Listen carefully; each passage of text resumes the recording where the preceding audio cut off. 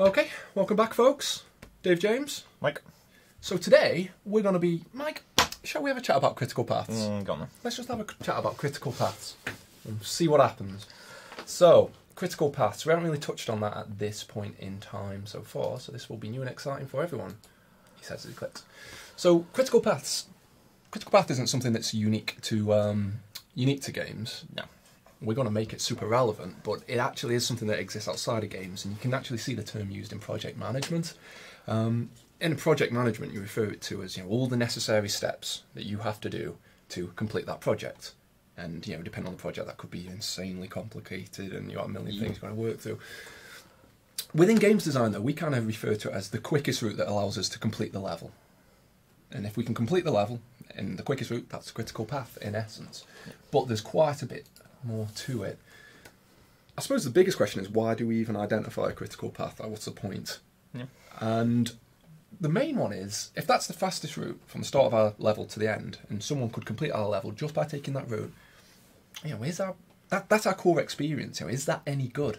Because if the fastest route is boring or it's not varied enough, then maybe there's something fundamentally wrong with what we're encouraging players to do in our level. Yeah, if there's no incentive to kind of do any side quests or anything like that, so there's no core reason for it, therefore they're not on the critical path, I'm sure we'll cover that in a slide or two, then yeah, have you got the point of the game across, or have you just done, oh, actually I can just walk to the other side of the room, press the button and go? Yeah, that's it. And hopefully, as we're going through this, you'll be sitting there thinking, I've played games where I can just cut out most of this. And we'll talk more maybe in a bit about speedrunners, because they're what they do we don't consider to do with the critical path, because a lot of it's hacky, and a normal person wouldn't do the stuff that they're doing. But we will talk about that either in a bit or on the Doom video, which we will do later. So, things we might ask ourselves about our critical path then. We can break it down into loads of different sections just to address whether our game is any good, or the critical path for our game or our level is any good. So, as regards to story, do we have enough story on the critical path? If you were to take the critical path, do you miss out loads of the important narrative for your game? Because if that is the case, then you're going to get someone completing the game possibly not having a clue what's going on. So we don't want to avoid it being disjointed and confusing. The other one, is it too difficult? If you just run from point A to point B, you might be able to complete the level, but is that setting you up later in the game to hit a point where you're completely maybe under-leveled, or you don't have an item you need later on? Yeah. In which case, that might work in that particular level, but overall throughout the game, that would break it. So that would not be, or shouldn't be, the critical path. If you skip side quests or whatever and completely under-level yourself. Alternatively, it could be too easy. If the player's just going down the critical path, and they still end up being super over-leveled, then what is the point of the non-critical path areas? Because the player's getting super leveled anyway. Is there any point to even visiting the other stuff? So we think about all these questions and we ask them because it helps us to get the balance between just enough on the critical path while still thinking about having different things that this player might want to explore that are extra. So, and we'll get on to that a bit more in a moment. Oh, there's also things like, does the level even work?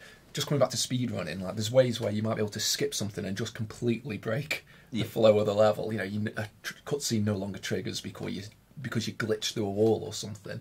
So by understanding the critical path and identifying it, we can make sure that the minimum amount that the player has to do still results in the level being playable and working. Also missions and objectives. A bunch of games that we'll talk about have quite linear objectives, so you've got to do them in order, you've got no choice. But some games have kind of open objectives. I think about the Hitmans, plural. But the Hitman games, or anything where you can do things out of order or in varied orders.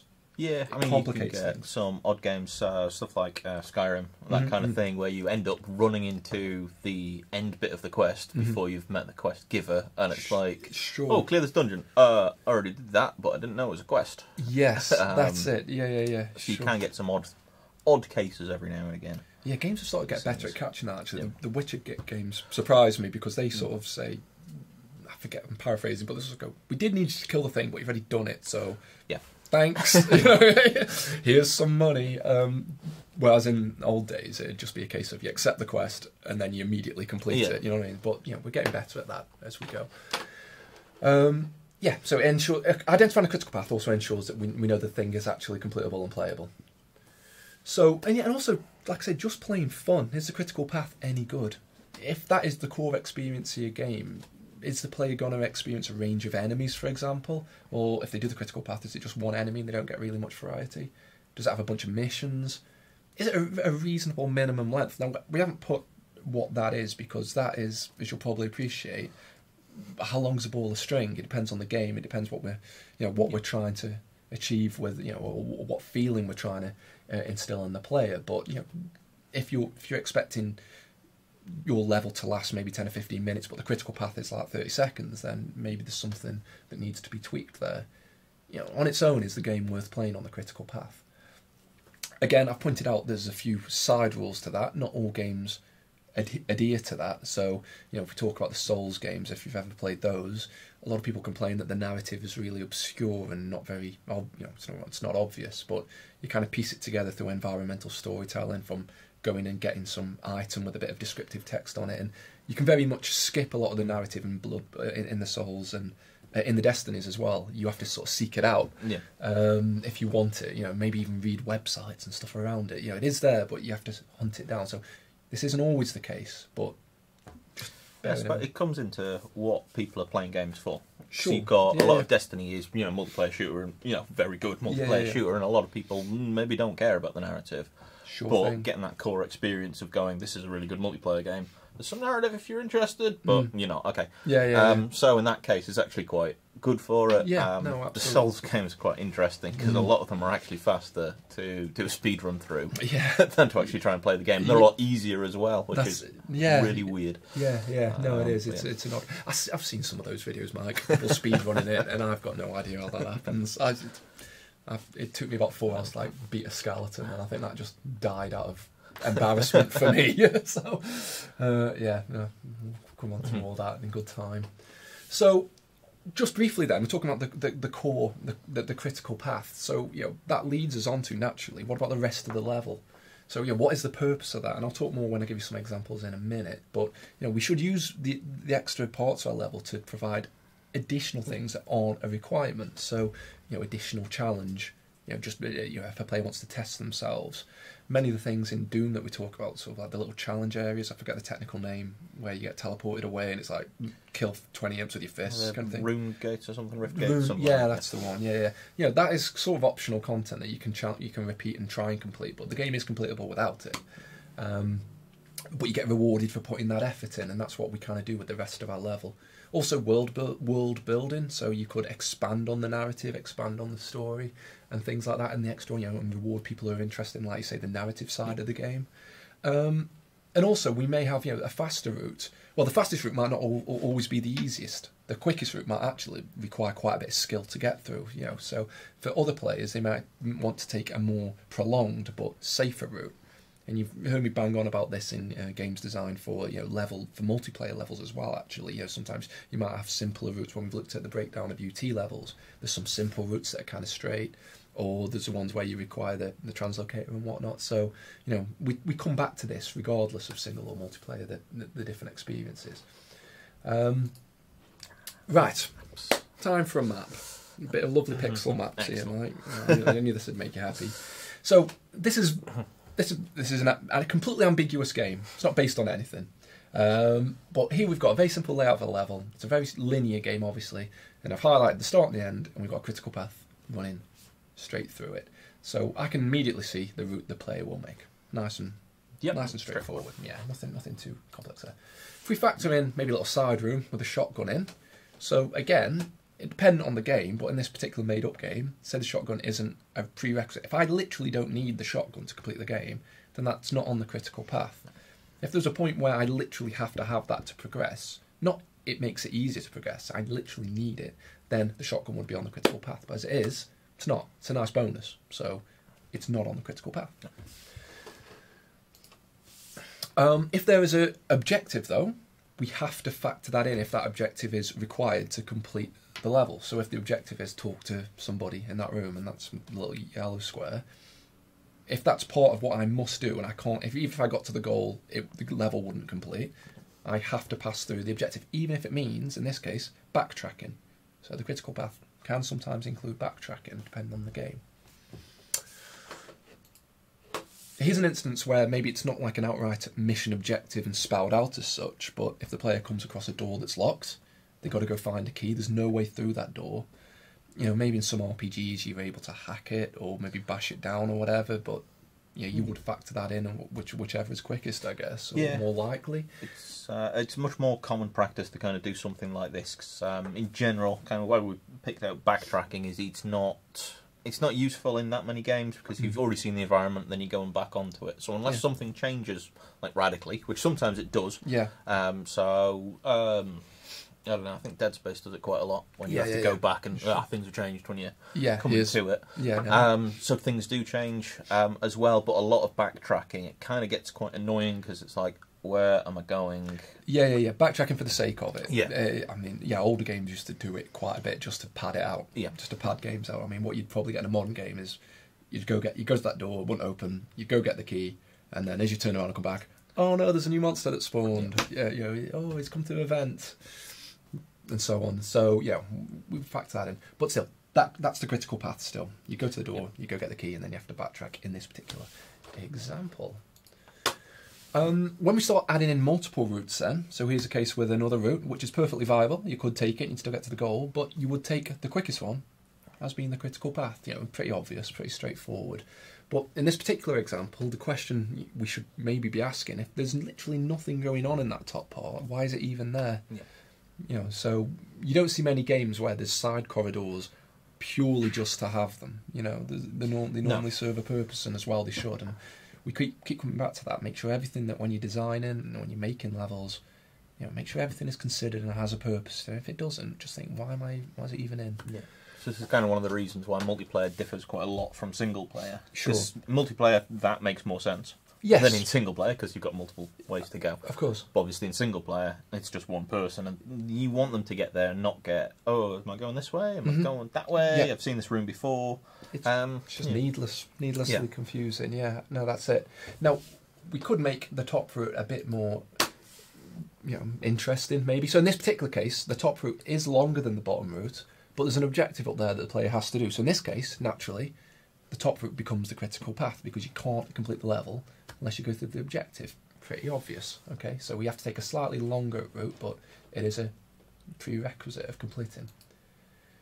This one's slightly different, so the objective's moved a bit here. So it's still on the top route, but actually, in this case, the critical path, the fastest route is actually to backtrack because it's quicker to go up, get the thing, and come back down. And I've counted it as 62 squares versus 57. So you're splitting hairs really, but technically, the bottom route, or that combination of top and bottom routes, is the critical path. So again, food for thought. You probably would never want to design a level like that. If this one's going the top way, you want to give them some reason to probably carry on, because again, backtracking. Yeah, we get some issues.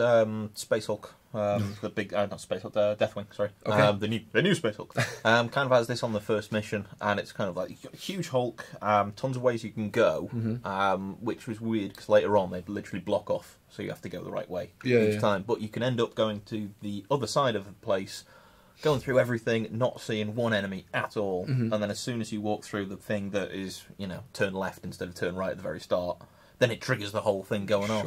But if you've done that already, you've seen the whole level. Yeah. And I'm just doing this again, and then there's other stuff, and it's like, surely I would have caught that on the first way around. That's an odd decision. So it's a bit of a weird one when it comes to it, and weirdly the last level is actually a complete backtracking exercise, as in you go all the way around, press the button basically, and then you have to run all the way back again. Why though? It's quite an interesting one because it's a race against time there. Sure. So okay. That's a bit different. You do get these weird and wonderful things which, backtracking generally is not great, but under different circumstances, I finished the level and there's a boulder and I've got to run away from it. Sure. Kind of thing. So sometimes it can work. You can, make it interesting. Absolutely. Yeah. Cool. Right, factoring in, I've called these dynamic obstacles. Basically enemies, things that move and cause you a bother. You know that I mean, because I've given them angry eyebrows. I didn't know if they were glasses or not. They can be glasses. Yeah.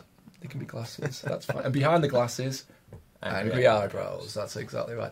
So, there's some enemies. Now, on this particular route, what I've sort of said is, dependent on the skill of the player, I guess, but the top route is probably the safest and the quickest route. If you don't need to kill those enemies, if that's not going to set you up with a problem later in the game, so long as you're not going to be massively under-leveled or whatever, if taking that top route to avoid them is quicker than actually standing and fighting them, the critical path is the top route in this particular scenario.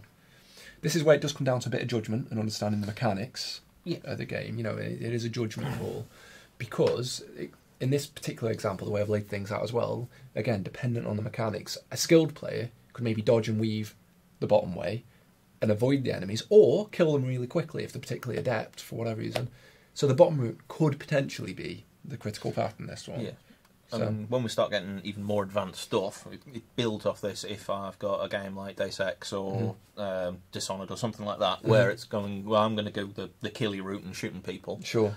Then you do that because it bonuses on your stack of things that you want to do. While you could go, actually, I'm going to take the sneaky route to be sneaky. Yeah. And that would be my critical path for that kind of gameplay. Yes. So these do get a lot more complex depending on the kind of scope of the game. Yeah. Now, a lot of the games we're looking at are quite shooty. They're shooty games, aren't they? Yeah. For the most part of it.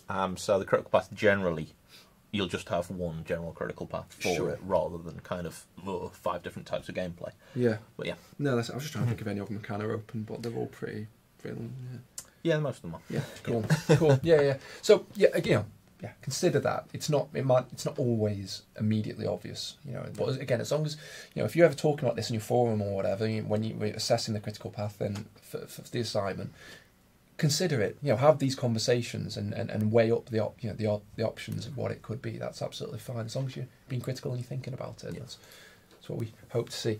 On the topic of the assignment, then, I've mentioned this a few times in the labs, but do remember that the assignment asks for annotated maps, plural. So more maps than you can shake a stick at, and ensure that one of them at least points out the critical path, because it shows that you've understood the mechanics of the game. It shows that you've understood, you've played the thing and you've figured it out, for one.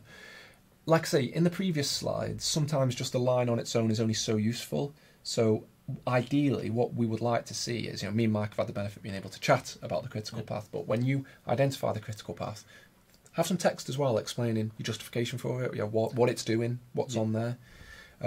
Ask those questions of yourself. When you're trying to find the critical path, that we've been sort of saying, is there variety here? Is this a critical path? Does it show off enough variety, difficulty, narrative?